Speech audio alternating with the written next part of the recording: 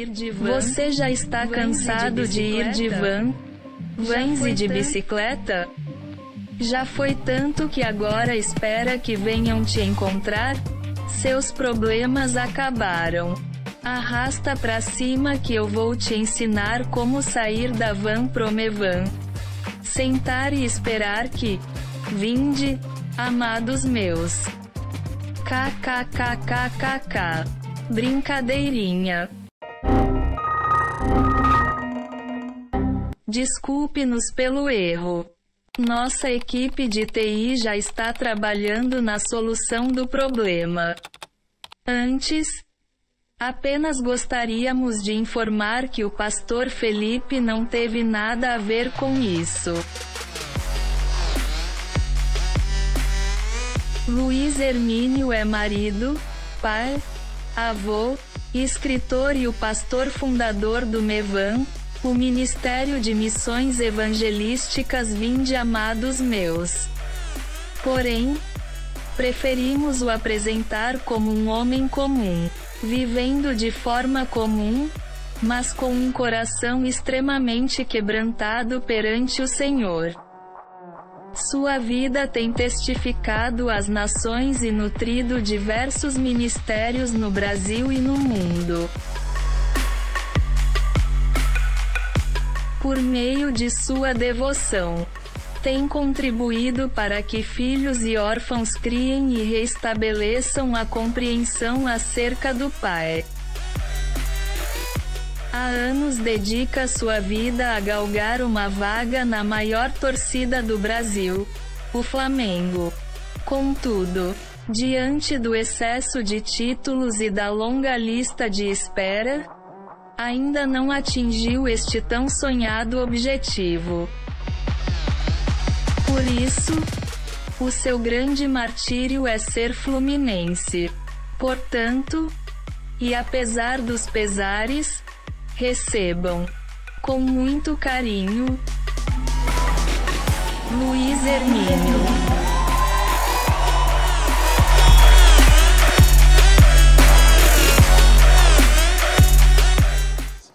Real Madrid, né?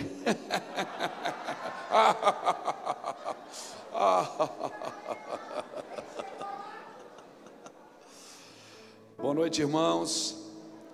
A paz do Senhor. Vocês estão felizes? Faz uma cara de crente feliz para quem está do seu lado. Um crente que não é feliz é um difamador do Evangelho. Glória a Deus. Estamos aqui como foi combinado há 3 meses atrás. Irmão,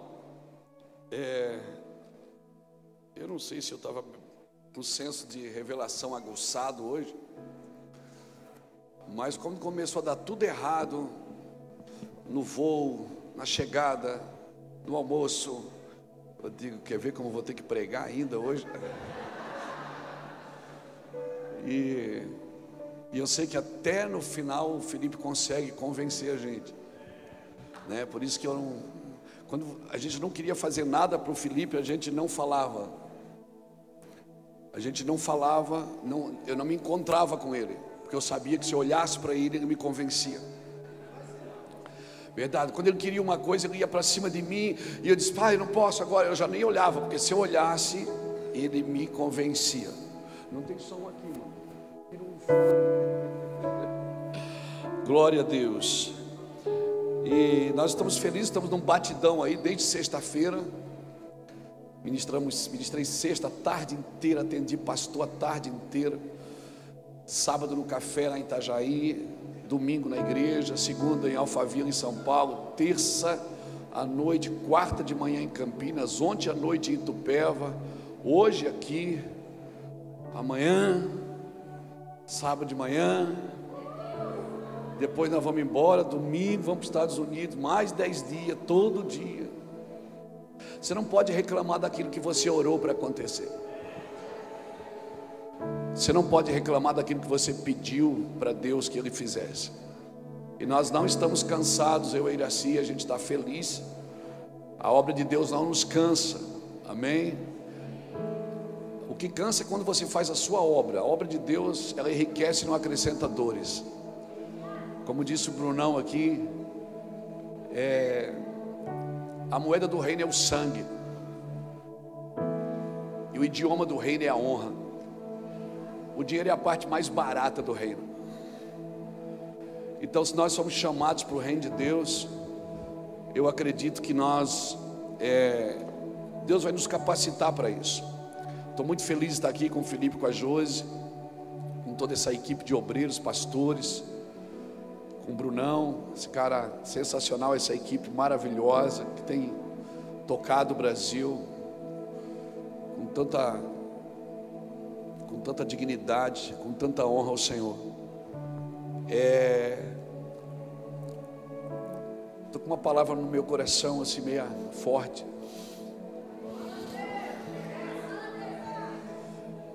E ver o Felipe aqui hoje, abraçado com seus filhos, em lágrimas, a Josi, isso nos arremete a 15, 18 anos atrás, quando eu encontrei o Felipe pela primeira vez em Trindade, numa casa de suco. Ele estava vendendo suco, e ele disse: vou fazer um suco para o senhor de cupuaçu com leite condensado e tal. E eu era um dos pregadores da missão, e ele veio, eu dei um cartãozinho para ele. Ele disse: um dia eu vou lá trabalhar para o senhor. Eu disse: tá bom, legal. Suco muito bom, por sinal. Eu acredito até que não foi ele que fez. E eu tomei aquele suco de cupuaçu, preguei, e passou um tempo, o telefone tocou. Lembra de mim, o Felipe do suco lá, que o senhor tomou lá, lembro? Então, olha, a gente está apontado para ir para Itajaí. Eu tirei o meu telefone assim e disse: amor, tem um moço lá que eu fiz amizade com ele lá, e ele está vindo aí, tá? Eu disse: está vindo. E ele foi primeiro sozinho, né, Felipe? Foi primeiro sozinho, ficou uns 15 dias. Já foi com a Josi, né? Eu vou escrever seus livros. Mas escrever os livros, irmão, era só migué, era a introdução daquilo que Deus ia fazer. E eu me lembro quando eu fui pegar o Felipe e a Josi na rodoviária de Itajaí, 2 malinhas, não é? E eu disse: Deus, e ele sonhando. E aí na igreja a gente levantou uma oferta para eles comprarem algumas coisas. Não tinha móvel, não tinha nada. Um irmão deu a casa para morar, o outro deu uma mesa. E aí a gente foi montando. O Felipe, muito criativo, fez um armário de caixa de laranja, não é? A estante da sala era de caixa de laranja colorida. E o Felipe não parava de falar, irmão, que Deus ia fazer, que nós ia tal, que tal. E ele aí fez o primeiro livro, fez o segundo. E o Felipe passou em todas as esferas da igreja, pastoreou os adolescentes. Hoje tem adolescente aqui. Eu vi o Davi aqui com a câmera na mão, meninos que o Felipe pastoreou na adolescência lá no ministério. E está aqui hoje, irmãos, vendo tudo o que Deus está fazendo, ver a forma com que Deus tem usado o Felipe, né? Ver a gravadora aqui, ver o que Deus tem falado para o Felipe. Eu louvo a Deus porque o Felipe continua o mesmo cara que eu fui pegar na rodoviária. Ele continua o mesmo cara das 2 malinhas. O Felipe e a Josi passaram por muitas dificuldades, que o Mevan, irmão, o Mevan é faca na caveira. E eles passaram por todas as dificuldades e venceram. Estou aqui pastoreando uma igreja linda nessa cidade abençoada, e nós louvamos ao Senhor pela sua vida, Felipe, pela vida da Josi. E eu quero declarar que isso é só o começo daquilo que Deus vai fazer na vida de vocês. Amém? Vocês são sensacionais. Vocês são a inspiração para o nosso ministério. Muitos pastores dessa casa, desse ministério, se espelham em você, na sua inspiração, na forma como que você trata as pessoas, na forma como que você lida com as coisas, tudo com muita excelência, tudo com muito cuidado, para que todos possam viver bem, comer bem. E eu louvo a Deus por isso. Amém? Um dia em Alphaville, outro dia em Alfavela. É isso, esse é o coração do missionário. Um dia está em Alphaville, outro dia está em Alfavela. É assim a nossa vida. Estende a mão para cá, me abençoa.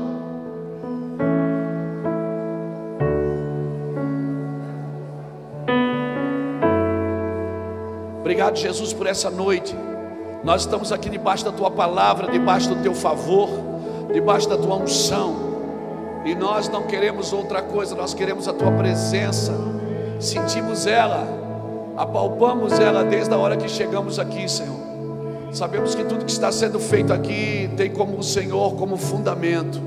Por isso nós submetemos o nosso coração, a nossa mente, a nossa voz, os nossos olhos, os nossos sentimentos e pensamentos, para viver a Tua palavra e a Tua vontade, meu Pai, em nome de Jesus.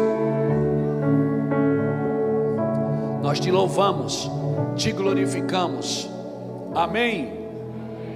Graças a Deus. Irmãos, é interessante que eu vim com 2 mensagens para ministrar. Ontem eu estava lá em Itupeva, São Paulo, e Deus falava muito comigo sobre isso, sobre sair.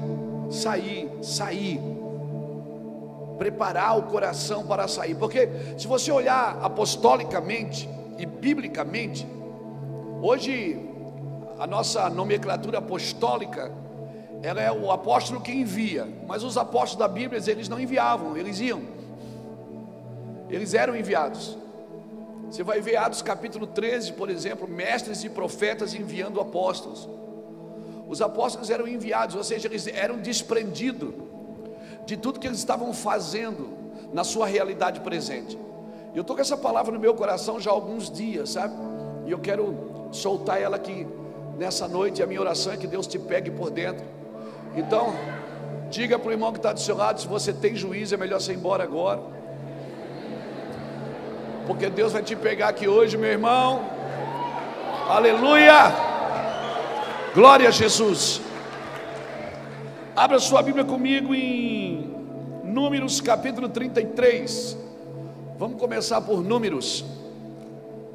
Aleluia.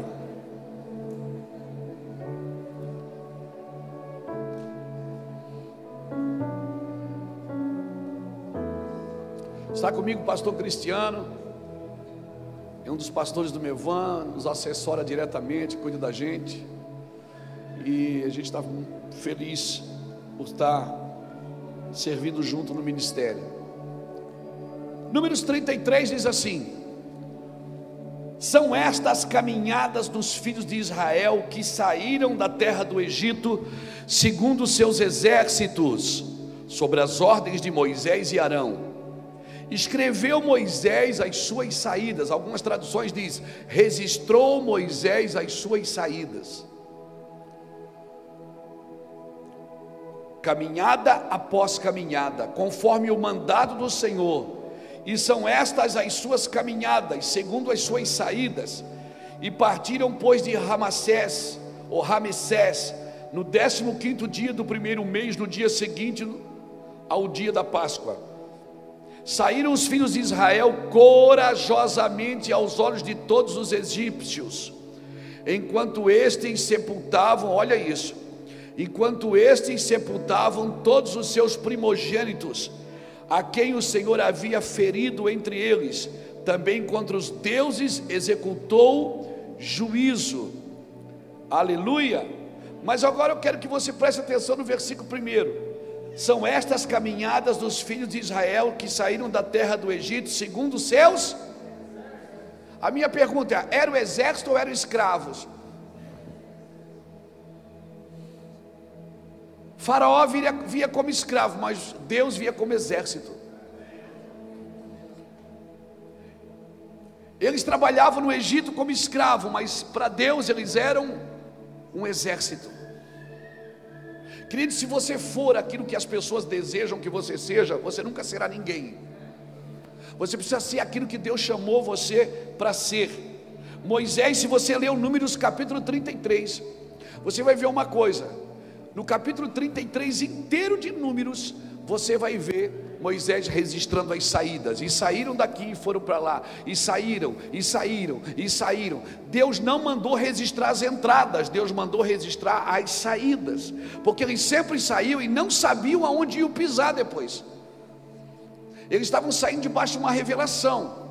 Então Deus dizia assim: resiste todas as saídas. Eles não registravam as entradas, porque Deus está disposto a te colocar num novo ambiente, mas se você estiver disposto a sair daquele ambiente que você já está. Deus está sempre disposto a te levar para um novo cenário. Então, sabe o que eu vejo? Eu vejo cada mudança de ano, pessoas fazendo projetos de vida e dizendo: meu projeto de vida para 2023 é esse. Você quer registrar tudo aonde você quer entrar, mas você não se desprende de onde você precisa sair. Amém, querido?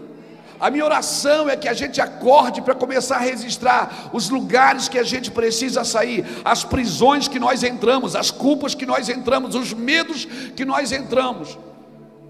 Deus está disposto a mostrar um novo cenário. Ele não disse para Abraão: sai de Goiânia, vai para Curitiba, ou vai para São Paulo. Não, ele disse: sai da casa do teu pai e vai para uma terra que eu... Ele só viu a terra depois que saiu.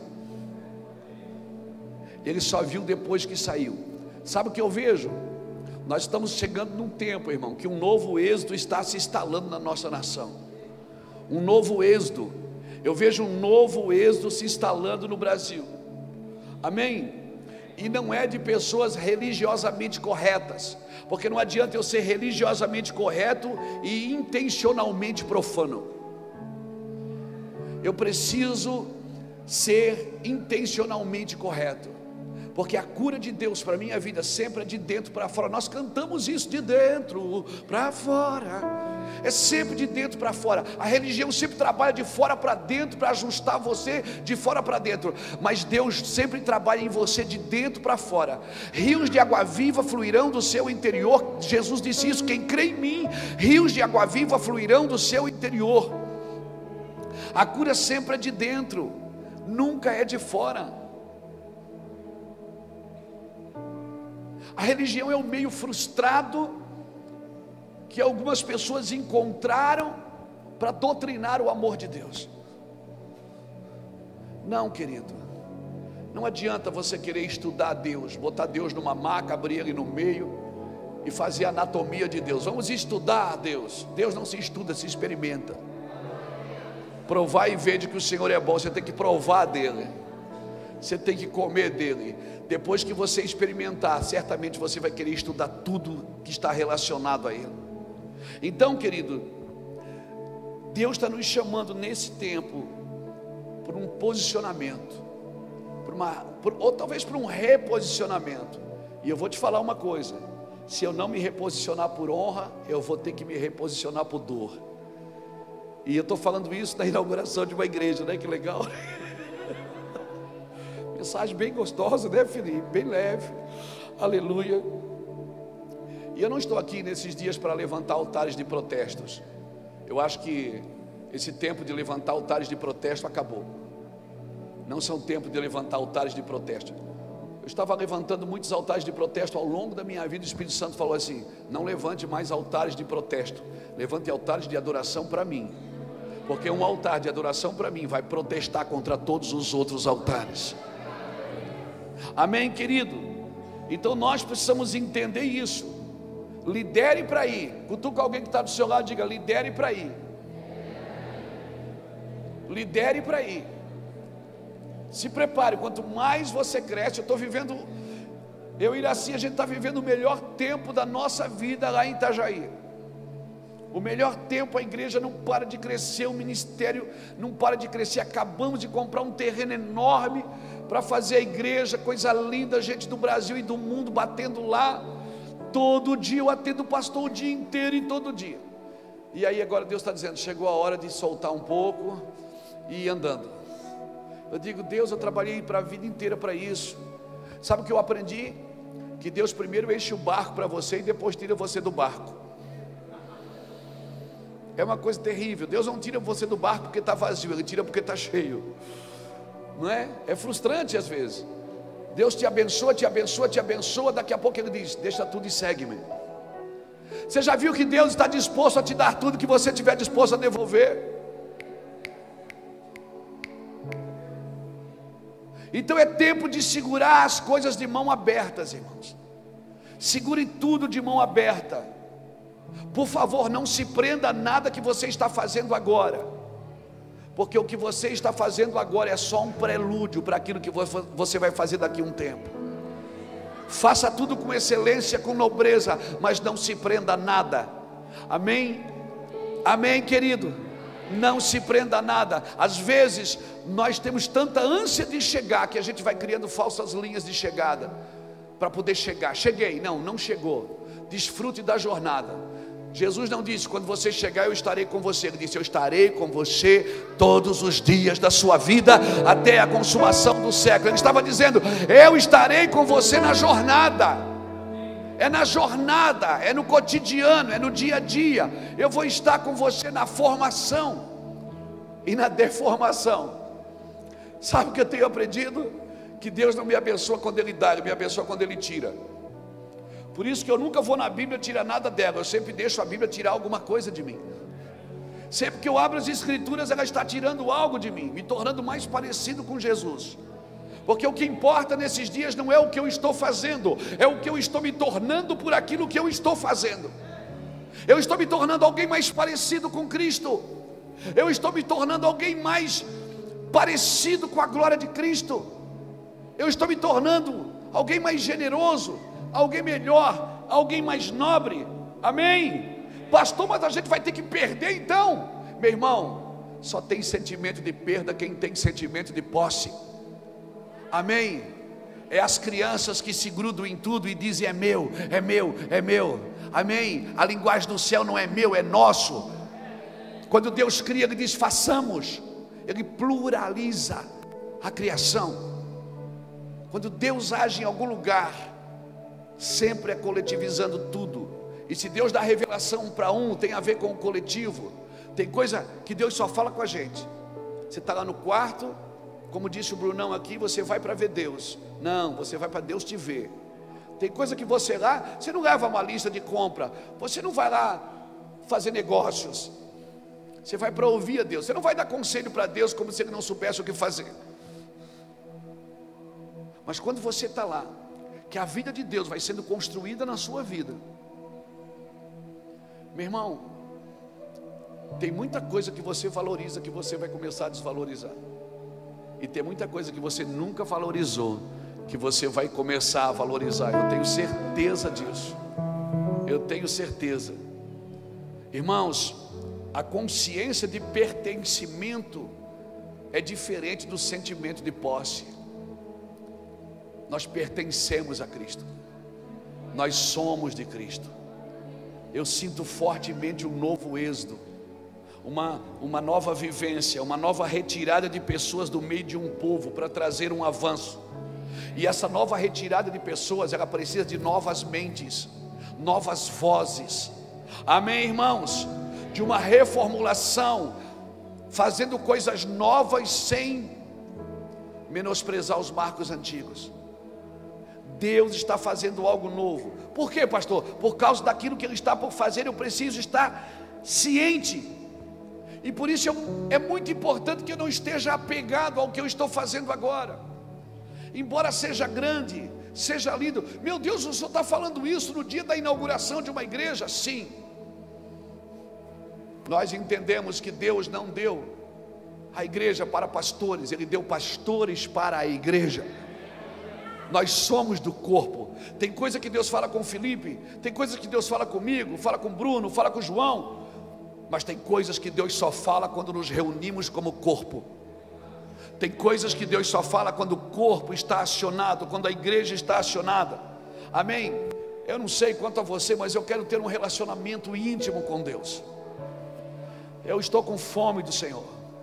Eu quero, como Davi, ser um homem segundo o coração de Deus. Eu quero, como Abraão, ser reconhecido como amigo de Deus. Talvez como Moisés, que falava face a face com Deus. Mas mais do que sentar numa igreja, mais do que estar na fila da bênção, mais do que uma mão sobre a minha cabeça, eu estou apaixonado por esse tempo, irmãos. E eu sei que esse tempo tem algo vertente para acontecer. Amém? Amém? Mas isso não vai acontecer em uma pessoa, não vai acontecer para uma denominação, vai acontecer para o corpo. Por isso não tenha medo de relacionamentos nesses dias, amém? Se relacione, se relacione. Não escolha pessoas para se relacionar. Fala o que o apóstolo Paulo falou em 1 Coríntios capítulo 9, versículo 19: embora eu sendo livre de todos, eu me faço servo de todos. Seja livre da opinião, seja livre da crítica, seja livre do ataque, para que você possa servir a todos na mesa. Aleluia. Pegou? Tem gente que tem dificuldade de relacionamento. Por quê, pastor? Porque o caráter do outro, a virtude do outro denuncia suas falhas.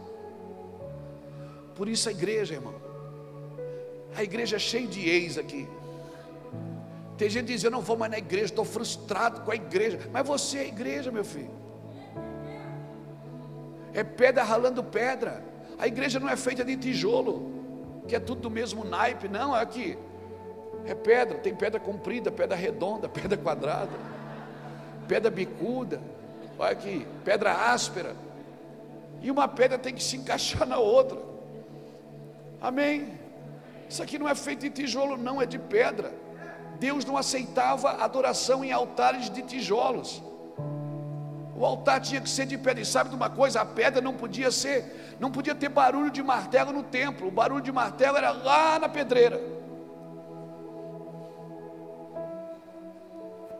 Talvez nós vamos começar a entender o porquê da igreja e o porquê do principal propósito do evangelho.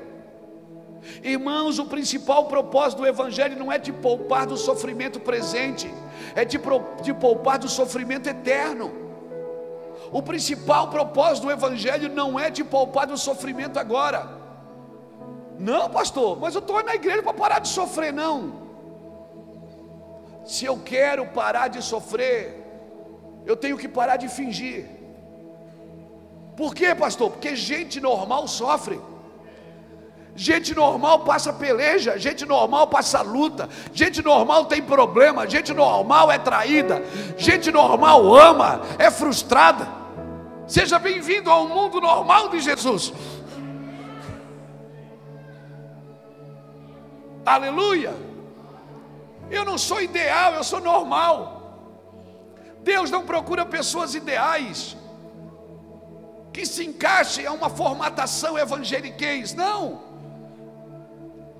Nós somos normais. Deus, quando quis se revelar ao homem, Ele não mandou um livro, Ele mandou um homem. E há um só mediador entre Deus e o homem, Jesus Cristo, homem. Então diga para alguém que está aí: não é pecado ser gente. Diga: pecado é tentar ser Deus diante dos homens. Ser tu, homem. Ser tu, gente. Agora, um mundo rebelde contra Deus, se você tem um pinguinho de obediência, pronto, você já é um fanático. No mundo que se rebela contra Deus em tudo, se você tiver um pinguinho de obediência, você já é taxado como um fanático. Não, você não é fanático, você é só obediente. Alguém me disse esse dia: Luiz Hermínio, você não tem medo da fama? Eu digo: não, porque eu tenho uma causa para ela. Você não tem medo do dinheiro? Eu digo: não, eu tenho uma causa para ele.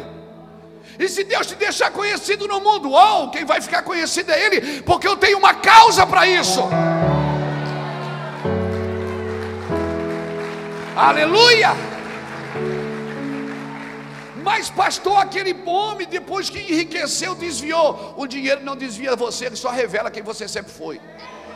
A fama não te desvia, ela só revela quem você sempre foi. Amém.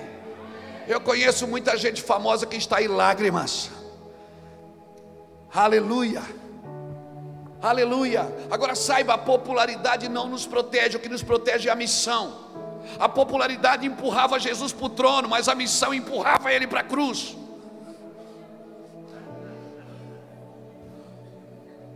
A popularidade não me protege. O que me protege é a missão. E você não precisa sair da igreja para desviar. Se você perder a missão, você já desviou. Se seus olhos secarem, você já desviou.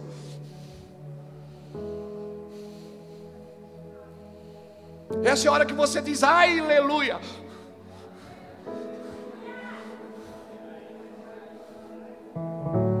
Todo mundo queria coroar Jesus rei, mas ele tinha uma missão. Pastor, por que Jesus não casou? Porque ele não veio para casar, ele veio para morrer. Mas por que ele não casou? Porque ele não queria ter sogra. Não, ele veio para morrer. Não tem nada a ver.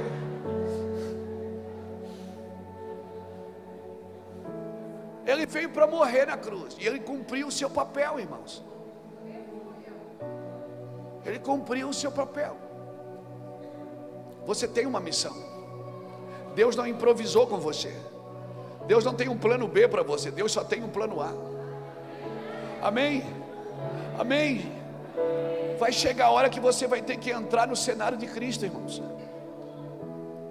Oh, aleluia, hoje você puxa Deus até onde você está, para que Deus supra as suas necessidades, para que Deus ajude você a pagar as suas contas. Você puxa Deus até aqui, e vai chegar uma hora que Deus vai dizer, chega, sobe aqui você agora, vem aqui ver o que eu estou vendo, vem aqui fazer como eu estou fazendo, vem andar como eu estou andando, venha se manifestar como eu estou me manifestando.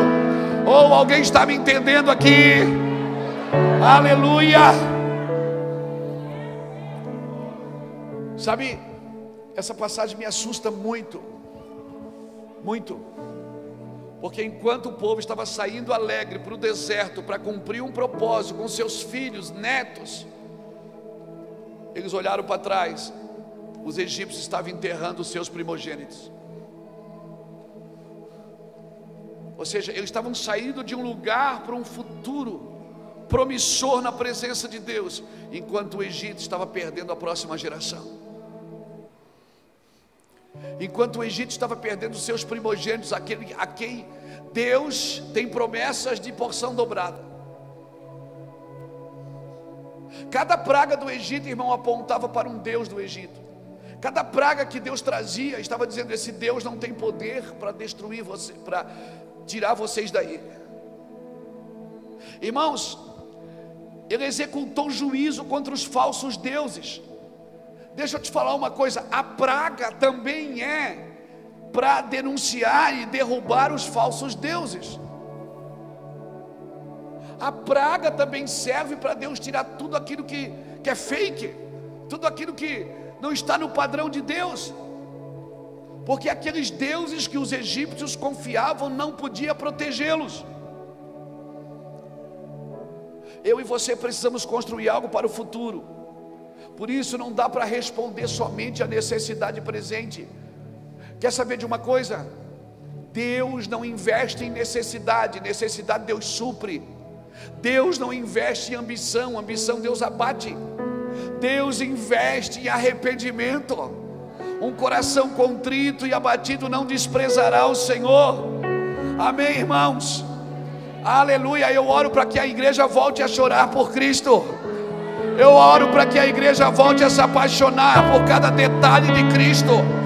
Eu oro para que a igreja volte a depender somente de Cristo. Eu oro para que a igreja volte a olhar somente para Cristo. Nós queremos entrar no novo, mas nós não conseguimos abandonar o velho. Irmãos, tem se falado muito de avivamento, e eu acredito no avivamento. Agora, a espera de um avivamento coletivo não pode ser mais desculpa para você viver um avivamento individual. Você está esperando um avivamento coletivo, onde Deus vai vir na igreja, vai batizar todo mundo, vai encher todo mundo, mas isso não pode ser mais desculpa para você não viver um avivamento individual, lá na sua casa, no seu quarto, debaixo de uma árvore, dentro de um carro, não importa. Eu estou esperando um avivamento, eu já estou avivado, irmão. Meu irmão, eu estou que nem miojo, 3 minutos eu estou cozido. Se Jesus não me derruba, eu me jogo. Eu me jogo, eu vou nesse escudo de unção, que o cara põe a mão. Eu digo, não, pera, deixa eu caio aqui. Pastor, mas é na carne? Claro que é na carne. Tenta pular sem carne para você ver. Tenta bater palma sem carne. Não, mas na carne não. Não, a minha Bíblia diz que o Espírito será derramado sobre toda a carne. Tem que ter carne. Tem que ter carne. Ah, mas é meninice. É melhor ser menino do que enganador.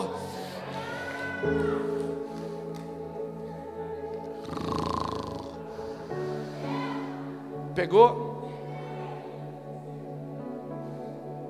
As pessoas ficam discutindo. Esses dias alguém ligou lá para a igreja assim: vocês dão ceia para criança? Eu digo: damos. Todo animado. Ele disse: é heresia, blasfêmia, não pode dar ceia para criança. Eu digo: meu filho é a Al-Qaeda da metralhadora para criança, o traficante da cocaína para criança. Você acha que Deus vai me matar porque eu dou ceia para criança? Mas a ceia é de suco de uva ou é de vinho mesmo? As pessoas estão discutindo coisas idiotas. Eu digo: irmão, é de suco de uva. Blasfêmia!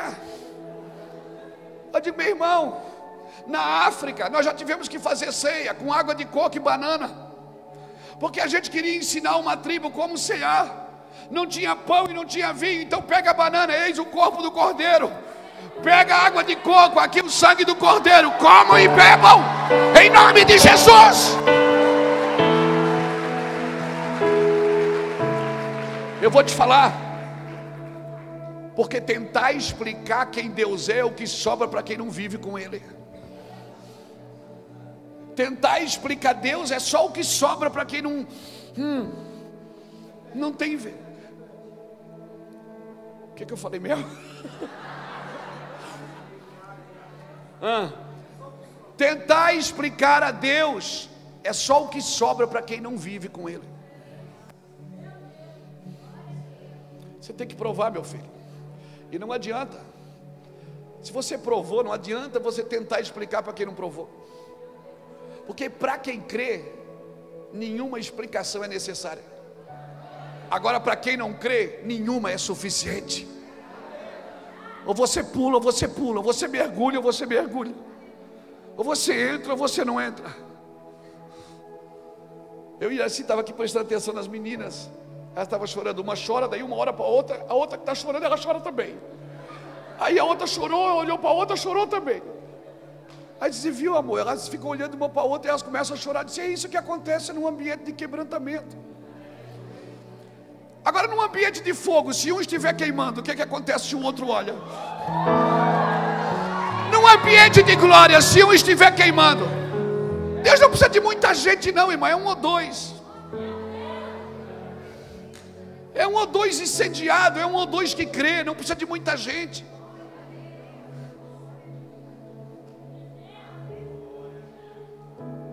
Nós ficamos discutindo coisas idiotas,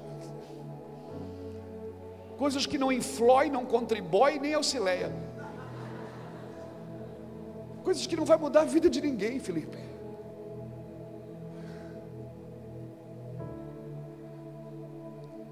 Porque a gente não quebranta. E Deus está dizendo: sai, vem. Eu não vou descer aí, eu quero que você venha para o deserto comigo. Não é aí que eu vou. Deus não vem no seu lugar, é você que tem que ir no lugar dele. É você que tem que entrar, meu filho. Nós queremos entrar em algo novo sem abandonar o velho. Nós queremos uma revelação do novo, mas estamos presos às falsas seguranças antigas do Egito. Aleluia. E é isso mesmo, Deus está sempre tirando você de algum lugar.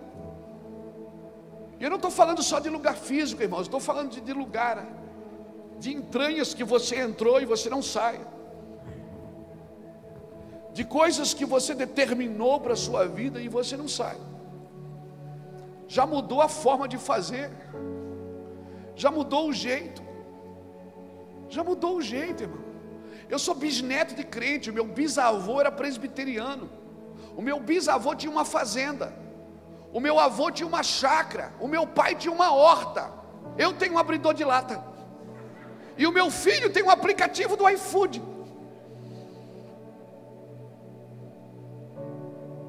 O meu bisavô, meu avô plantavam para comer, o meu filho pede: dá para trazer para mim um? E pede para a gente também, que às vezes a gente não sabe pedir. Mudou o quê? Mudou a forma de fazer. Mas o que era pecado para o meu bisavô continua sendo para mim. O que era pureza para ele continua sendo pureza para mim. Você está me entendendo? Agora as configurações mudam, irmão. As pessoas mudam, as roupas mudam. Quando eu comecei a botar a camisa para fora, sabe como é que as pessoas me chamavam? Aquele apóstolo, aquele que usa a camisa para fora.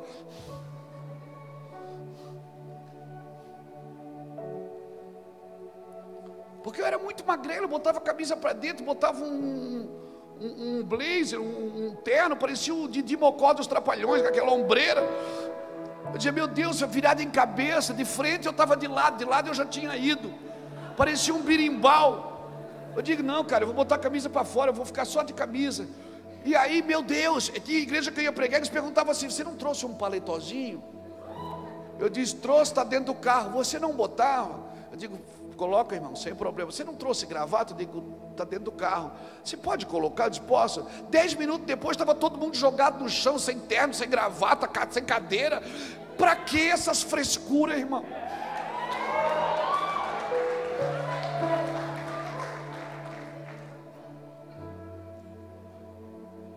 Ou de terno ou de tatuagem, querido, te joga no rio. Amém? Te joga no rio. Se Jesus usa os carecas, você acha que ele não pode usar os cabeludos? O que você acha? Pode ou não pode? Claro que pode, irmão. E nós ficamos discutindo coisas e chamamos isso de doutrina, porque a igreja perdeu a doutrina. Não, irmão, a igreja perdeu a paixão pela missão, é diferente. A paixão pela missão, sabe, a paixão pela missão nós não podemos perder. Eu ainda tenho que acordar, eu ainda tenho que fazer o devocional de manhã em lágrimas. O meu professor é o mesmo, Brunão. É o mesmo, é o Dan. Nós ainda precisamos estar incendiados por coisas simples. Meu irmão, eu sou da época que os meninos iam para a faculdade e os pais vinham para o púlpito dar testemunho. Meu filho foi para a faculdade, glória a Deus, a igreja celebrava. Hoje os pais vão para a igreja fazer campanhas, porque os filhos vão para a faculdade e os pais vão fazer campanhas para eles não se desviarem, para eles não se perderem no caminho. Não, irmãos, eles não vão se perder, não. Constrói um fundamento em casa, encharca o menino de glória, encharca a menina de glória, derrama sobre eles unção. Meu filho está lá na base de futebol no São Paulo, no meio de 300 meninos. Eu tenho um devocional com ele todo dia, ministrando com ele. Levou uma caixa de devocional meu para dar, já está fazendo culto lá com as pessoas, já foi chamado para dar uma palavra lá. Deixa eu te falar, não tem lugar difícil na terra, tem lugar que a glória de Deus ainda não se manifestou. Nós já fomos em tantos países difíceis, em tantos países, em cortinas de ferro, e eu vou dizer, eu não fui em nenhum lugar desse planeta que Deus não estivesse lá. Cutuca alguém que está do seu lado, diga, saia, saia, saia, saia, saia. Saia daí, diga para ele, saia daí, meu filho. Não faça plano para amanhã. Não resiste às entradas, resiste às saídas. Faça um projeto de vida. Eu preciso deixar isso, eu preciso deixar aquilo, eu preciso mudar aqui, eu preciso mudar ali. Você vai ver o que vai acontecer. Agora você não pode sair de qualquer jeito, tem um jeito certo de sair. Abra comigo Êxodo capítulo 12. Êxodo capítulo 12, versículo 3.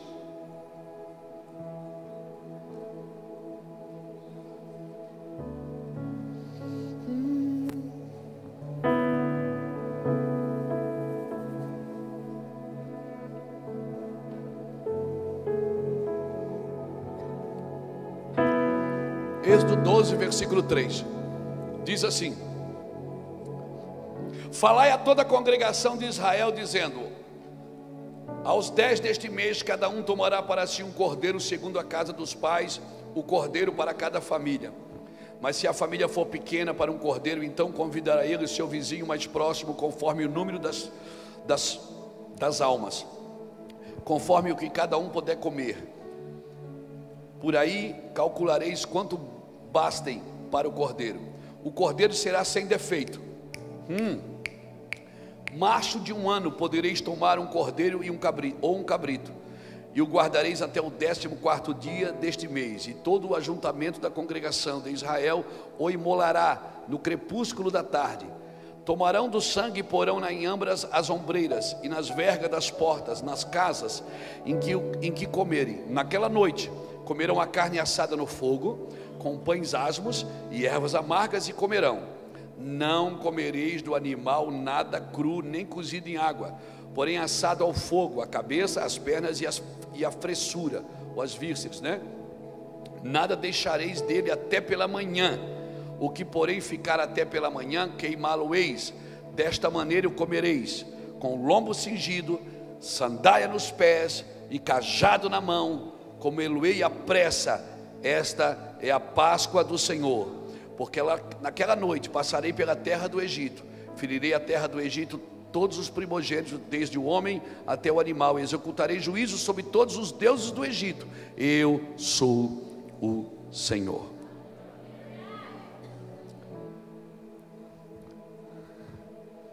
Você não come o cordeiro quando você entra, você come quando você sai. Porque para cada lugar que você sai do seu humanismo, para cada lugar que você sai da sua vida, é como se você estivesse comendo o cordeiro de novo. Irmãos, esse dia foi um dia terrível. E quando eu falo de Êxodo, a minha oração é trazer isso como uma tipologia. O que é uma tipologia? É algo ou alguém do Velho Testamento que aponta para algo ou alguém do Novo Testamento. Quando eu falo de Êxodo, eu quero dizer para você que de novo nós precisamos comer do cordeiro. E Jesus deixou claro: quem come de mim permanece em mim. Quando eu como de Cristo, eu permaneço em Cristo. Eles não saíram de qualquer jeito.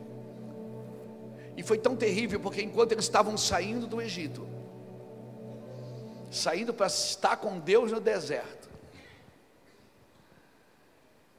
um recomeço, uma nova forma, um novo jeito. Quando eles saíram do Egito para ir com Deus para o deserto, eles olharam pelo retrovisor.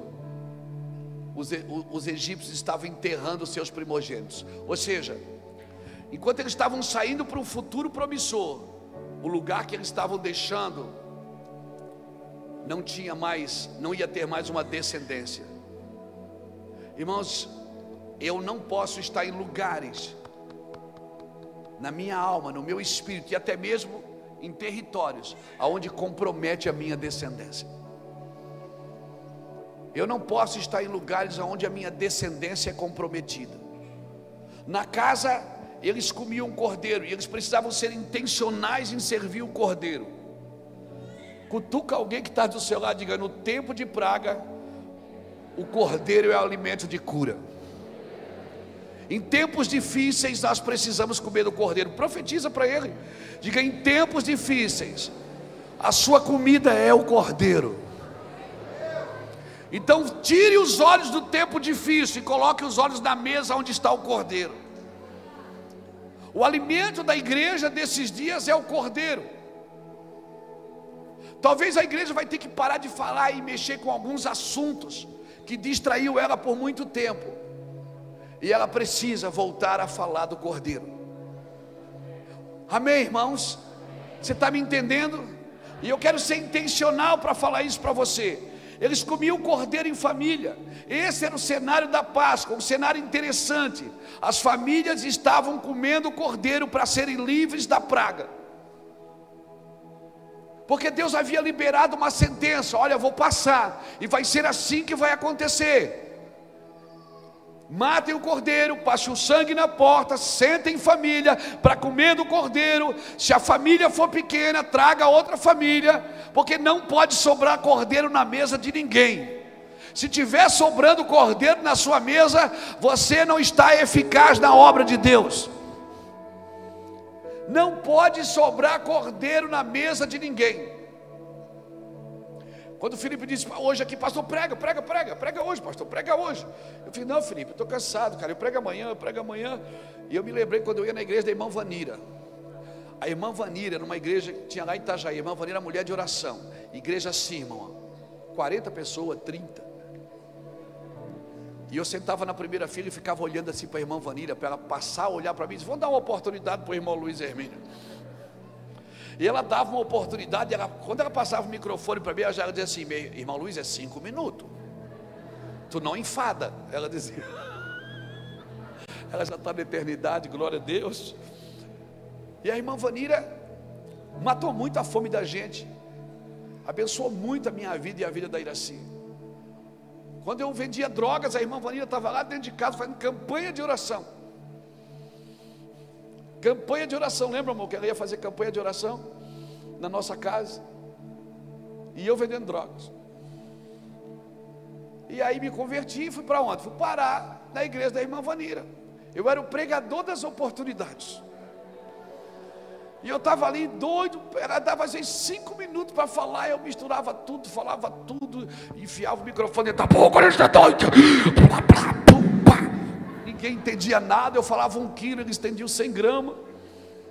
Aleluia, eu só sei que quando eu abri os olhos, estava todo mundo no chão. Se era de verdade eu não sei, mas era bom demais, irmão. A gente saía dali, montava na bicicleta e ia para casa. Meu Deus, que unção, que glória. Aleluia, que glória. Eu me lembro que eu fui expulsar o demônio de uma pessoa uma vez, ele me mordeu, eu peguei no braço, mordi ele também. Verdade, irmão. Eu tinha tanta vontade de fazer as coisas para Deus, mas na impulsão de fazer. Uma vez uma pessoa ficou endemoniada, trouxeram um copo de água para ela, deram para ela beber. Ela pegou aquele copo d'água e jogou em mim. Eu disse: pega um copo d'água lá para mim também, que eu vou jogar nela. Pegou então e joguei na mulher. Hoje não dá porque tem muita câmera, né? As pessoas botam na internet. Tem esses sites aí só para zoar a gente. Então pode falar um S a menos, um S a mais, todo mundo zoa. Eles avisam ainda: pastor, eu vou zoar o senhor hoje. Eu digo: menino, zoa aí. Era uma vontade, era um desejo de fazer algo para Deus. Eu batia na rocha o tempo inteiro, irmão. O tempo inteiro eu estava com o cajado ferindo a rocha. E sabe de uma coisa? Saía água. Mas chegou um dia que Deus olha para você e diz assim: chega de ferir a rocha. Até agora você feriu a rocha, você trabalhou na sua vontade, do seu jeito. E eu te abençoei porque eu celebrei o seu coração e a sua vontade. Até agora você feriu a rocha. Mas agora você não vai mais ferir a rocha, você vai falar com ela. E ela vai se manifestar. Amém, irmãos? Chega um tempo que Deus deixa você fazer umas bobagens. Por quê, pastor? Porque Ele quer mostrar para todo mundo que Ele está contigo. Mas chega um tempo que não é mais Ele que mostra que está contigo, é você que tem que mostrar que está com Ele. E Ele diz: não fere mais a rocha, agora você vai falar com ela. Agora você amadureceu. E quer saber? Maturidade não vem pelos anos, vem pelos danos, pelas dificuldades, pelo tempo de sofrimento, pelas marcas que você carrega. Maturidade, um dia você vai chegar na eternidade, você vai ver um diploma na mão de Jesus? Não, você vai ver uma cicatriz. Os diplomas sinalizam que você aprendeu, mas as cicatrizes sinalizam que você venceu. E ao vencedor dar-lhe-ei que se assente comigo no meu trono. Por isso não adianta aprender e nunca chegar no coração de Deus. É melhor você chegar no coração de Deus primeiro e depois então querer aprender. Por isso que contemplação vem sempre antes do ensino. Davi diz no Salmo 27, o verso 4: uma coisa eu pedi ao Senhor e a buscarei, que eu possa estar na casa do Senhor todos os dias. Para o quê? Contemplar a sua formosura e para aprender no seu tempo. Primeiro é contemplar, depois é aprender. Quem quer aprender antes de contemplar fica crente chato, só vê defeito em todo mundo, só vê problema em todo mundo, só aponta o dedo para os outros, não estende a mão. Você tem que contemplar para aprender, não aprender para contemplar. Primeiro é a glória. É por isso que Êxodo vem antes de Levíticos, Porque em Gênesis Deus cria, em Êxodo Ele manifesta a sua glória, em Levíticos Ele instrui, em Números Ele movimenta, em Deuteronômio Ele repete tudo de novo. Cria, derrama glória, instrui e movimenta. Cria, derrama glória, instrui e movimenta. Deus é pedagógico. Primeiro Ele derramou a glória em Êxodo, para depois dar instrução em Levíticos. Levíticos é só de instrução, é assim que eu quero, é assim que vocês fazem, é assim que vocês ofertam, é assim que é o casamento, é assim que todo mundo tem que conviver. Em Números Ele movimenta, sai daqui, vai para lá, sai de lá, vai para cá, e assim por diante. Comer o cordeiro, irmãos.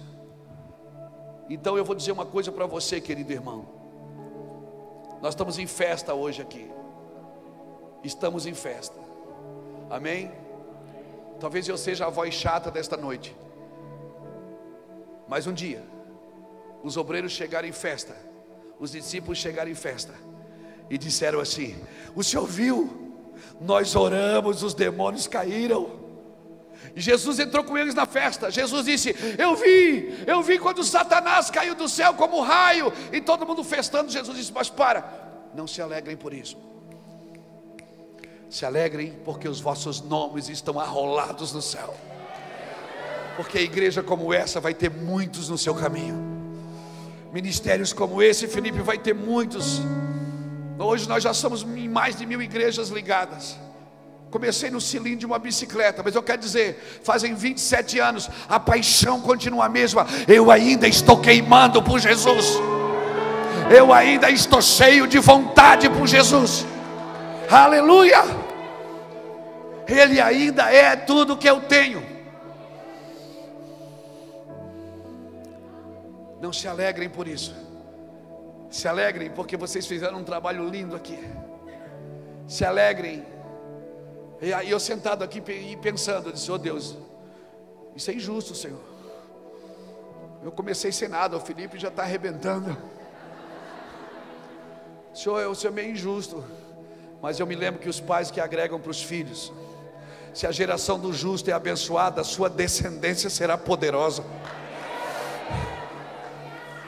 Esse é o nosso trabalho.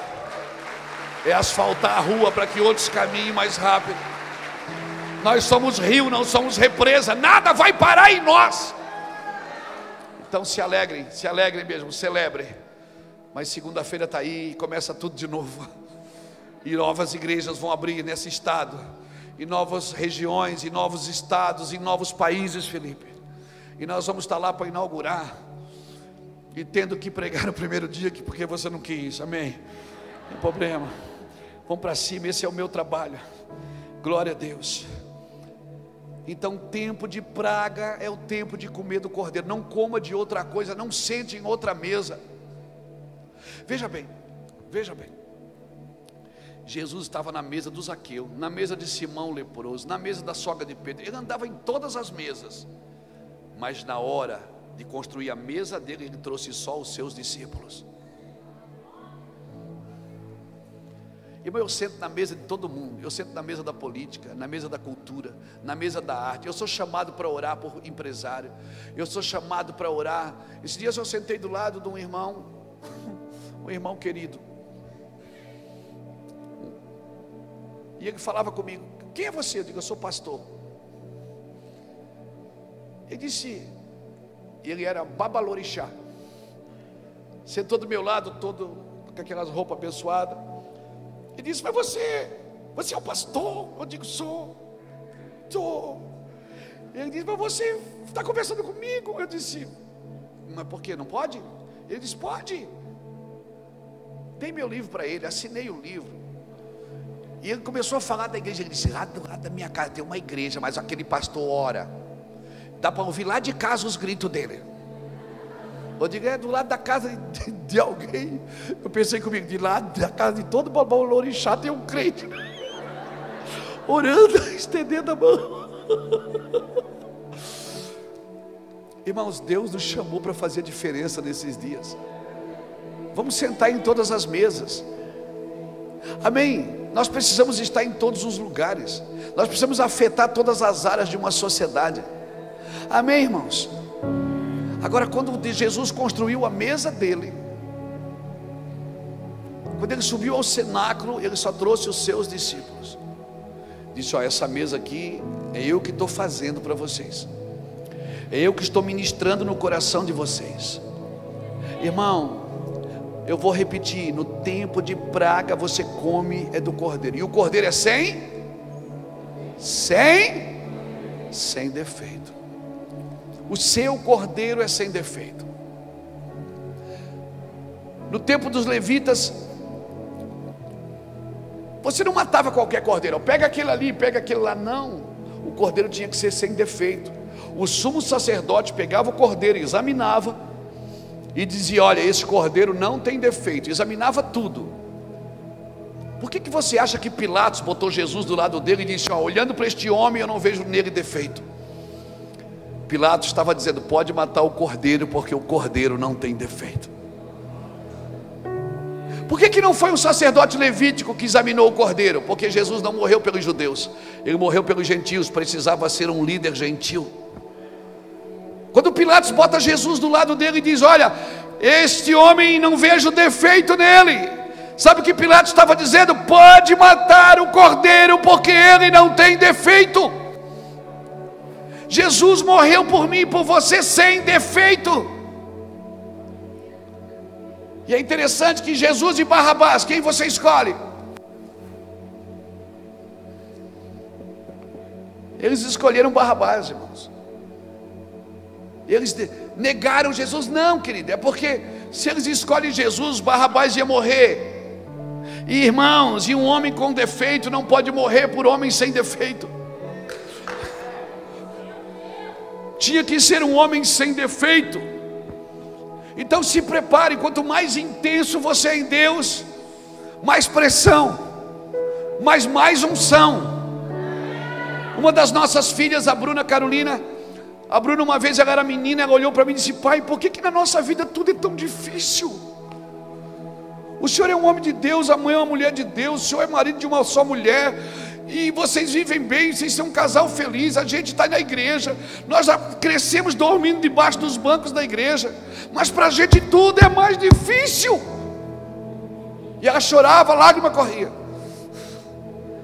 Eu olhei para ela e disse: filha, as exigências de Deus são para os íntimos. Deus não exige nada de crente meia boca. Por isso que quanto mais você entra, mais você vai querer entrar, mais exigência. E se estão exigindo algo de você, é porque você é íntimo. Entre mais. Saia desse ambiente e entre nele. Vá se encontrar com o seu Deus. É você que tem que sair ao encontro. É a noiva que sai ao encontro. Aleluia. Agora tem uma postura correta de comer o cordeiro. Primeiro ele diz: tira o fermento do pão. Não come esse fermento, não come esse pão com fermento. Ou seja, tire a maledicência do vosso meio. Irmão, não é dias de ir para a internet e falar mal de crente. Fala mal de pastor, irmãos. Não é dia de estender o dedo, é dia de estender as mãos. É dia de José de Arimateia, de investir no corpo morto de Cristo. Homens que investem no corpo morto. Enquanto a igreja fazia milagres, enquanto Jesus multiplicava alimento, estava todo mundo atrás dele. No dia que Jesus morreu, todo mundo correu dele. Mas um homem foi atrás dele, José de Arimateia, e disse: me dá o corpo. Ele reivindicou o corpo e disse: me dá o corpo. Me dá o corpo, me dá o corpo, me dá o corpo. Eu acho que eu já preguei isso para você. Em 2017 eu estava no Peru, na selva do Peru, com mais 14 pastores, na nossa base de missões lá dentro da selva. E eu tive uma tendinite, um problema nesse ombro direito, de tanto segurar o microfone. Eu já tentei usar aquele da Madonna, mas difícil demais, irmão. Muito difícil, não dou conta.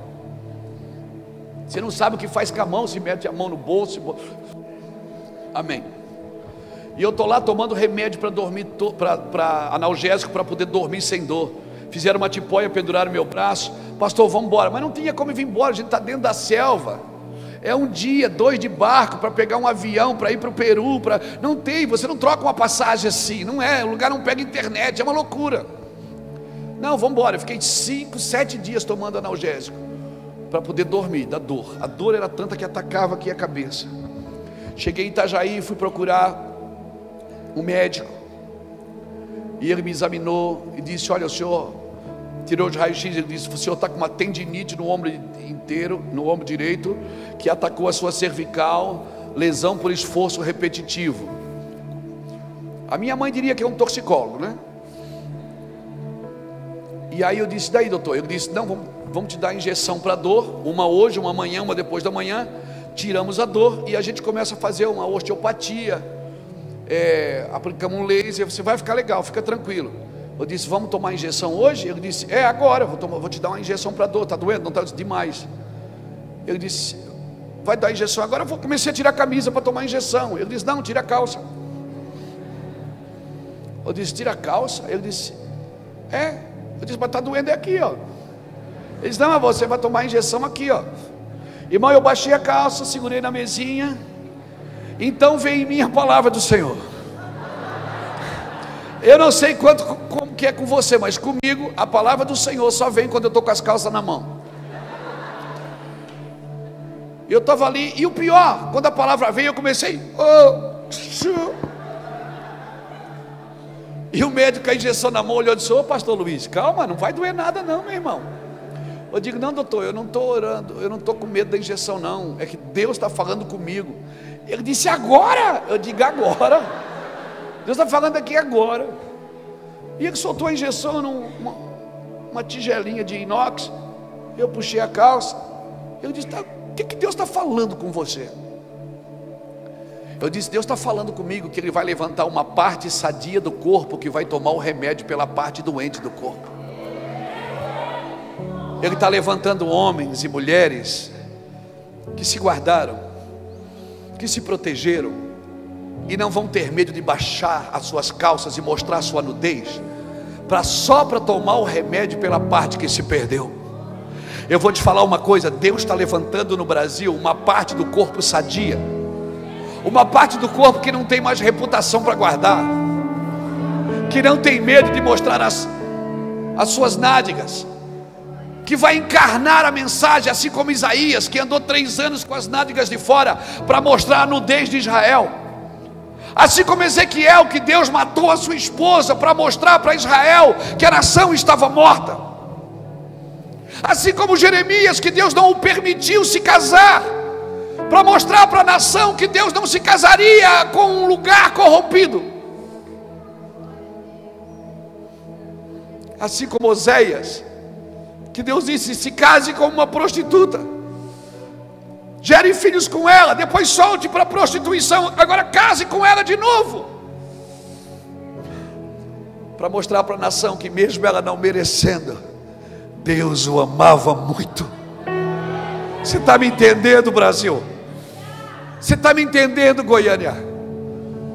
Deus está levantando nessa geração, e tomara que Ele ache alguns desses homens, dessas mulheres aqui hoje, que não tem medo. E quando eu penso assim, eu lembro de José de Arimateia, um homem que foi reivindicar o corpo morto. Corpo morto não cura, corpo morto não alimenta ninguém, corpo morto não faz milagre, mas só investe em corpo morto quem acredita que ele vai ressuscitar. Eu acredito que ele vai ressuscitar. Sabe o que é que José de Arimateia fez? Ele lavou o corpo, e a Bíblia diz que nós somos lavados com a lavagem da água pela palavra. Sabe o que é que ele fez mais? Ele perfumou o corpo. O perfume fala de unção. Ele perfumou o corpo para deixar ele cheiroso. E sabe o que é que ele fez ainda? Ele envolveu o corpo no lençol de linho fino. Sabe o que é linho fino?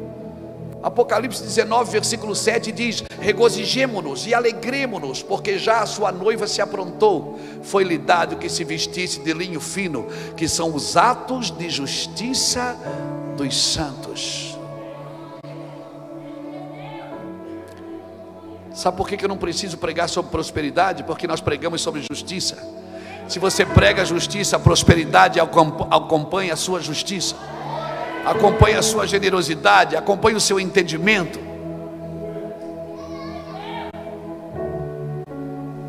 Por que temos tantos pregadores de prosperidade? Porque nos falta pregadores de justiça. E o que é justiça? É de ser da cara, é dar ao outro o que lhe é direito. E qual é o direito deste homem? É ser amado. Qual é o meu dever? É amá-lo. Nós precisamos sair, irmãos. E nós temos que sair, não podemos sair de barriga vazia, não. Nós temos que comer o cordeiro primeiro, para quando sair, não se impressionar com nenhuma outra mesa. Se eu saio, se eu como do cordeiro, eu não me impressiono com mais nenhuma outra mesa. Eu não sei se eu acho que eu já fui em mais de 50 nações pregar o evangelho. Eu já estive em lugares lindos, maravilhosos, apaixonantes. Mas eu vou te falar, eu nunca vi nenhum brilho, nenhum lugar desse eu vi brilho como eu vejo no meu quarto, como eu vejo lá no quarto do Mevan Global, onde eu estou lá, buscando a Deus, naquele tapete, onde tem uma cama, uma mesa, uma cadeira e um candeeiro. Deixa eu te falar uma coisa, se você come do cordeiro, você não quer comer outra comida, você não vai comer outra coisa. Você pode sentar em muitas mesas, e por favor, vá nelas, vá a elas. A gente diz, eu deixei tudo por Jesus. Deus não mandou você deixar tudo, Ele mandou você deixar o pecado. Deixe o pecado para que você possa estar em todos os lugares. Amém. Eu quero ter a fama de Cristo. Eu não quero ser chamado de apóstolo, de pastor, de evangelista. Eu quero ter a fama de Cristo. Sabe qual era a fama de Cristo? Ele é amigo de pecadores. A minha oração é que você se torne amigo de pecadores. Então você vai estar fazendo o trabalho da igreja. Saia. Entre, mas não saia de barriga vazia como o cordeiro. Primeiro, como o cordeiro, o pão sem fermento. Segundo, Ele mandou comer tudo assado no fogo. Você já viu que sem fogo não se faz nada? Ele disse, coma a cabeça. A cabeça fala de uma estrutura mental. Eu preciso estar na obra de Cristo, pensando como Cristo pensa. Quando Cristo olha para alguém, o que Ele pensa dessa pessoa? O que Ele vê primeiro nessa pessoa? Esse é o meu olhar para essa pessoa. Aleluia. Amém, irmãos? Depois Ele disse as pernas também. Como as pernas. Pernas fala de um caminhar seguro. E depois Ele disse, come as entranhas, as vísceras. Ou seja, é a parte da comida mais forte do animal. Se alimente disso. Ele estava dizendo, em outras palavras, entre dentro de Cristo. Entre aí dentro. Não pode sobrar nada do cordeiro, nada. Não deixe cordeiro na mesa, você não tem esse direito. E como é que Ele diz para fazer isso? Para a gente terminar. Ele diz assim, ó, coma com os lombos cingidos. Com pressa. Com pressa. Lombos cingidos. Coma com a sandália nos pés. Cajado na mão. E já prece. Em outras palavras, não se distraia com outra comida. Não se distraia com outra direção. Lombos cingidos. Quando a Bíblia diz que Elias cingiu os lombos e correu na frente de Acabe, deixa eu mostrar para você o que é cingir o lombo.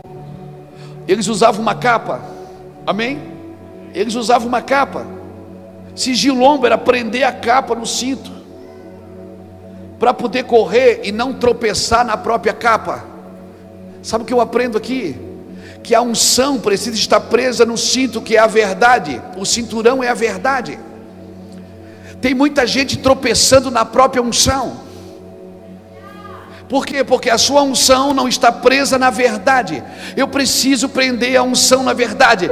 Quer correr com mais velocidade? Prenda essa unção que Deus te deu numa verdade bíblica. Prenda essa unção que Deus te deu numa verdade bíblica, e você pode correr numa velocidade que ninguém vai te alcançar. Amém?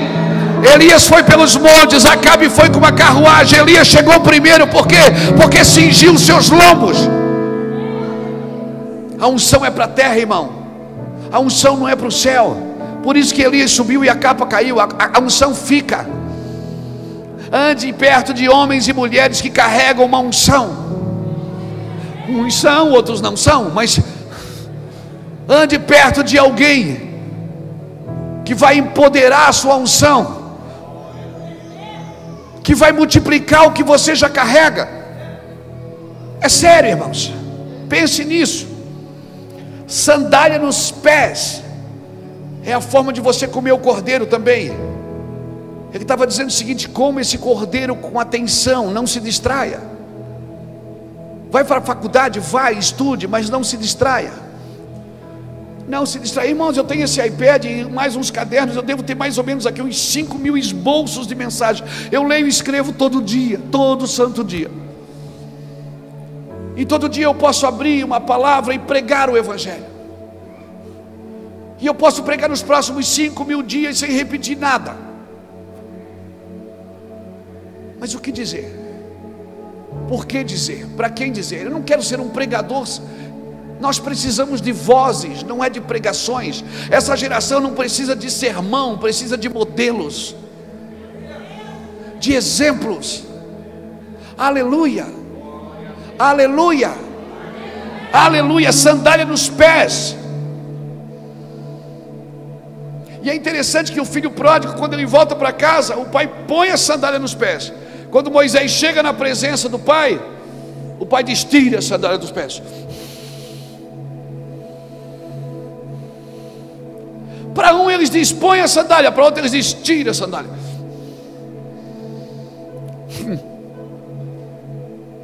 Quer voltar para casa, tem que vir de sandália. Moisés ele mandou tirar, no pródigo ele manda colocar. Por quê? Porque um homem arrependido como pródigo, ele precisa lembrar que ele é filho. Mas um filho independente como Moisés, ele precisa lembrar que é servo. Pegou? Um homem arrependido como o filho pródigo, quando ele volta para casa, o pai devolve o fundamento. Porque sandália fala de fundamento. Por isso que João Batista disse: aí vem o Cordeiro de Deus, que eu não sou digno de desatar as suas sandálias. João Batista estava dizendo: eu não posso tocar nos seus fundamentos. Sandália fala de fundamentos. Para o filho pródigo que está voltando para casa, olha, você precisa desses fundamentos para andar aqui dentro. Mas Moisés, Deus diz: tira a tua sandália, porque os seus fundamentos estão errados.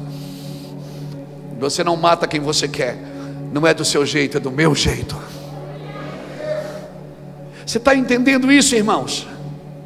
Aleluia. E com um cajado na mão. Seu cajado é para estar na mão, querido, não é no púlpito. Talvez dentro do avião alguém vai precisar do seu cajado. Talvez lá na escola alguém vai precisar do seu cajado. Cajado fala de ministério. E o ministério, irmãos, ele é vertente em todos os ambientes. Você vai na padaria, a pessoa que te atendeu, ela pode precisar. Esses dias nós fomos no restaurante. Esses dias faz uns 12 anos. Nós estávamos em 3 pastores sentados. Irmão, nós estávamos sentados no restaurante. Meu irmão, eu estava com a Iraci, o pastor Irineu Gruber estava com a esposa dele, o pastor Evaldo lá de Itajaí estava com a esposa dele. E a gente começou a falar das coisas de Deus. Começamos a chorar. A presença de Deus invadiu. E o garçom, cada vez que ele vinha, eu pegava na mão dele e dizia assim: obrigado, querido. Aí ele trazia água: obrigado, meu amado. E botando, uma hora eu só escutei o barulho, pá! Ele jogou a bandeja no chão, tá, caiu de joelhos e disse: me ajudem, por favor. O gerente veio e disse: por favor, calma, não briga com ele, né? As cozinheiras abriram a janela assim, abriram a portinha assim, eu disse: vem cá vocês. Paramos o restaurante, irmão, as pessoas da mesa ficaram de pé. Eu disse: fica tranquilo, Jesus está aqui. Fique tranquilo, Jesus está aqui. Agora eles querem criar leis que a gente não vai poder falar de Jesus. Você acha que isso vai dar certo, irmão? Vai ser confusão, irmão. Vai ser confusão. Crente é que nem pernilongo. Você mata um, nasce 20 no mesmo ambiente. Vai ser uma doideira isso. Então o seu cajado não é para o púlpito, irmão. O seu cajado é dia a dia. Você vai no posto de gasolina, o frentista pode precisar do seu cajado. Então se prepare, você não é um agente 007, um missionário oculto. Não existem missões ocultas no seu espírito. Todos precisam saber quem você é, respeitando ou não o que você faz, mas precisam saber o que você é. E eu quero declarar que nós estamos vivendo um novo êxodo. Eu quero declarar, Felipe, que essa casa, ela representa um novo tempo para vocês e para essa cidade. Respeitamos todos os ministérios dessa cidade, todos os homens de Deus, todos os primórdios do Evangelho, todos os pioneiros que deram as primeiras machadadas, as primeiras enxadadas nessa terra. Nós respeitamos todos as cãs, todos os cabelos brancos, de todos os irmãos e irmãs que morreram nessa terra pregando o Evangelho. Viemos para somar, e se preparem, vai somar muito. Mas saiam de todas as prisões. Deus não tem pena de você. Deus não tem pena. Não adianta fazer carinha de chorinho que Deus não tem pena. Se vai chorar, chora por arrependimento. Se vai chorar, chore por paixão, mas não por comiseração, porque Deus não tem pena de nós. Ele sabe o que colocou em nós. Ele pegou tudo que era dele e plantou dentro de mim e de você. Em todo lugar que você chega, você pode dizer: sim, é chegado a vós o reino de Deus. Amém.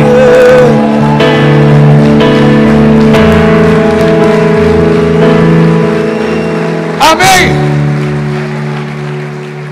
Para encerrar, João capítulo 6. Nunca acredite num pregador quando ele diz que já está terminando. Mas eu estou. Eu senti um cheiro de comida aí. Estou feliz. João 6,55 diz assim, Jesus falando.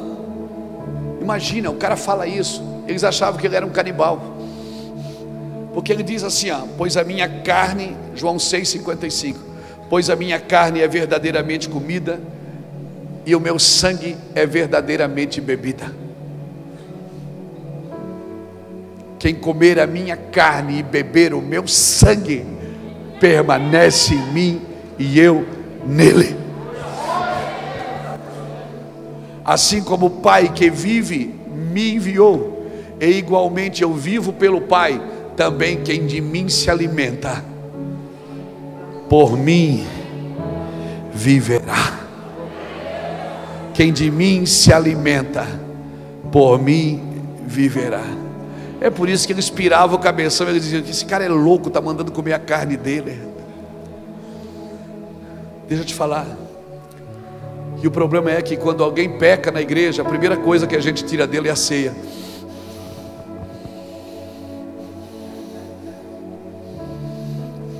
Deixa eu chocar a sua teologia. A gente diz assim, você pecou, você não é mais digno. E você que come é porque é digno?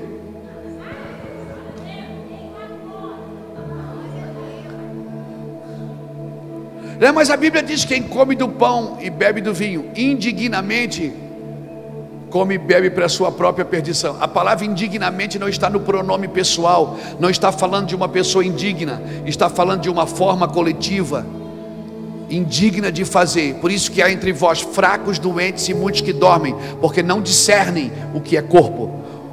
Então explica: se alguém do corpo pecar, leva a ceia para ele.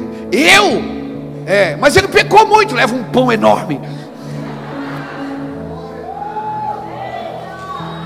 Mas espera aí, mas ele pecou, pastor. Como é que eu vou ceiar com ele? Você pecou? Não, então você pode chegar e dizer: irmão, eu tenho autoridade de Jesus para te trazer de volta para o corpo. Como é que é? A ceia é a mesa do perdão, querido, não é a mesa da condenação. nós tiramos da pessoa a porta de entrada para que ela pudesse voltar. Quem come do pão e bebe do vinho permanece em mim. Quem de mim se alimenta, por mim viverá. Por mim viverá. Quando você souber que algum irmão, eu lembro daquele tempo que a gente ia na igreja, que a gente ficava assim, quando via alguém pegar o seu, pegou, meu Deus, cara de pau, meu Deus, que cara de pau, ele vai comer, não acredito. Eu te garanto e te provo biblicamente que se ele estiver quebrantado e arrependido, quem não deveria comer é você. Tu que julgas o teu irmão, você não entendeu o que é ser forte e ter paciência com os mais fracos. O que faz de você forte não é o seu dinheiro, não é a sua condição, não é a sua posição, é a sua autoridade de entender o amor de Deus. Então, por favor, todas as vezes que comerdes do pão e beberdes do vinho, lembrarás da morte do Senhor até que Ele venha. Ande no presente, no passado e no futuro. A ceia toca as 3 esferas. Tire as pessoas dali, leva para ela o corpo de Cristo. Dê Cristo para elas comer. Não se incomode da teologia agora. Não se incomode. Mas eu conheço a Bíblia. Você não tem que conhecer a Bíblia. Você tem que conhecer de quem a Bíblia está falando. Porque se você conhece só a Bíblia, você só conhece versículos. Você só conhece textos. Você tem que conhecer de quem ela está tentando revelar para você. Se você conhecer a Deus, tudo que você lê na Bíblia você vai entender. Por isso Jesus disse: vocês ouviram o que foi dito. Isso é uma lei sem presença, mas eu porém vos digo, eu sou o verbo vivo, eu não sou a letra escrita, eu sou o verbo que traz vida para aquilo que está escrito. Pegou, irmão? Mensagem para abrir uma igreja, né, Felipe? Você pegou? A mensagem é viva, irmão. Jesus é o verbo vivo. Eu sou uma carta viva ou uma letra morta? Quem sabe um dia nós falamos mais sobre isso. Mas hoje nós vamos ficar por aqui. Hoje nós temos até domingo, né? Ixi, tem bastante tempo. Até terça? Ixi, vai ficar obeso. Eu quero orar por você. Essa mensagem é para crente mesmo, irmão. Essa mensagem é para a igreja. Para a igreja que tem que sair com Ele, para perto dEle, para junto dEle. Se eu fosse você, compraria uma agenda para 2023 e anotaria tudo que você tem que deixar para trás.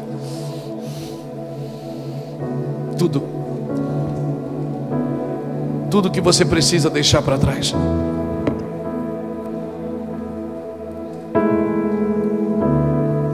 Ei,